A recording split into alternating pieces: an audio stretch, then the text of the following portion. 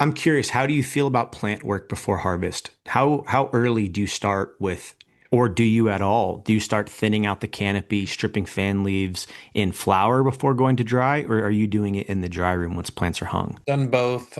Preference for labor cost savings would be prior to harvest. Really depends on your crew and your kind of setup. But I typically like that at the latest or at the latest 3 days before harvest, but somewhere between 3 and maybe 7. I think 3 and 5 days before harvest is a sweet window to kind of get in there. Now, mind you, you've done a defoliation, let's just call it around day 21, give or take, after you've kind of transitioned or right before you've transitioned into vegetative cues.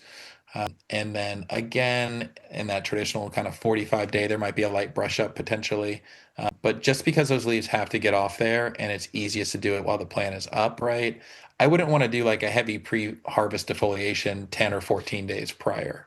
You know, I think you can leave yourself, you leave yourself open for some risk potentially. So I would say a simple answer, 3 to 5 days prior to harvest. What about you? Same. I think it also is very dependent upon do you have the labor available to do that or have you planned for it? What other Yeah. tasks are going on in the facility and do you have the ability to do that strip in the flower room or remove those fan leaves in flower?